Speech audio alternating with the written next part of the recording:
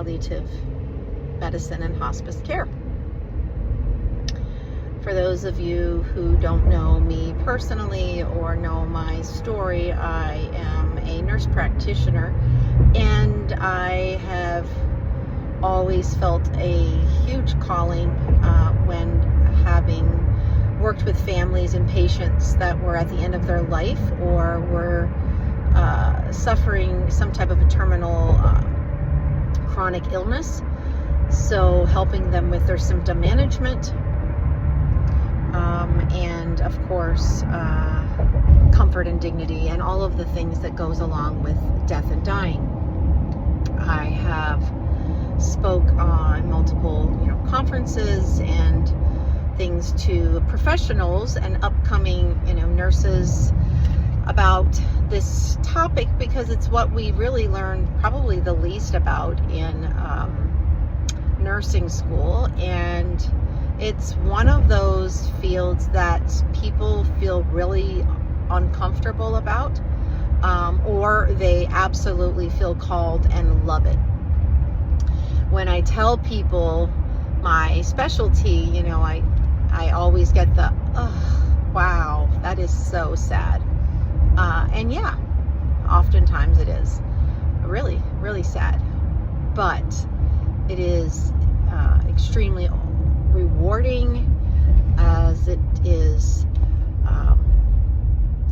just fulfilling, knowing that when that time comes.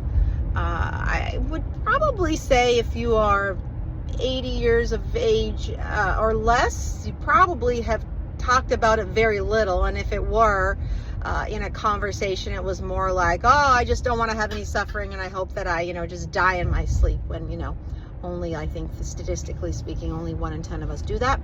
So likely that's not going to happen that way. That's how we all would like to go.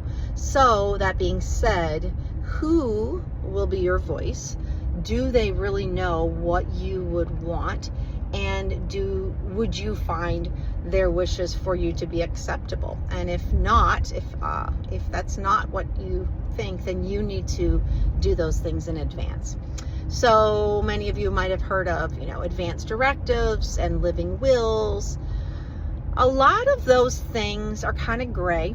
I'm not going to lie. And people do that not really putting a whole lot of thought on it. And particularly living wills. I mean, a lot of it is, things about your finances and stuff.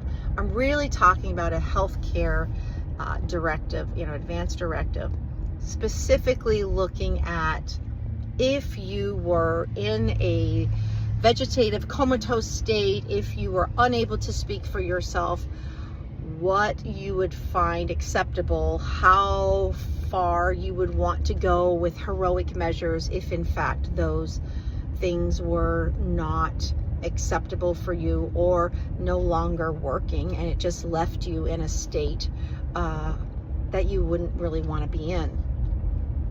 Because let's be honest, right? I mean, modern technology these days are great when it makes you better, when it makes you, get out of the state you're in and brings you back to your previous level of functioning. So ventilators and dialysis and all of the things that we can do to keep people alive, life support is wonderful when it makes you better. But when it's not able to do that, then it prolongs you in a state that you really sometimes would never want. So that's the first thing that I would like to talk about. If you have never had a conversation with the people that you love, the people that are close to you in your life, then I would really encourage you to have that conversation today. Thanksgiving is coming up, and I always say to people, when you get around the table with your loved ones, bring up this topic. So when you're passing the mashed potatoes and gravy, have you ever thought about what you would want at the end of your life? How you would want that time, what you would want it to look like? Would you want to be resuscitated?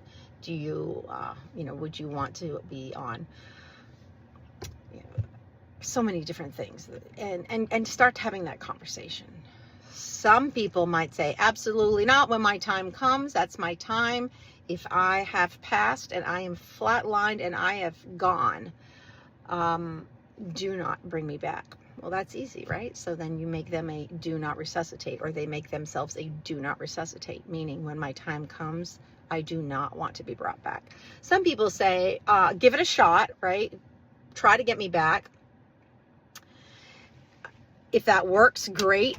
But if it doesn't work and I am in a state that is unacceptable for me, where I have no quality of life, then I do not want to be kept alive like that. And I would want life-sustaining measures to be withdrawn. Start talking about that. If nothing ever happens from there, if nobody ever writes it down on a piece of paper or goes and, gets anything written, at least you've had that conversation, because the truth is your spouse is going to be your spokesperson, right? So if you've never talked about that to your spouse, and God forbid you are in that state where they have to make a decision about whether or not they should remove life-sustaining treatments, in particular, my husband would never be able to make that decision for me on his own. He is in the medical field himself, and he would probably keep me alive forever just so that he could come and touch my warm body, every day, just to say she's still here with me, even though I would have zero quality of life. And I'd find that completely unacceptable. So if you know that your spouse would never be able to make a good decision, that would be in line with what you would make those decisions yourself, and do that in advance. So that's the topic for today, advance directives. I have had patients that have, written their wishes on a napkin. I have had, it doesn't always have to be done in legal terms when it comes to what you want.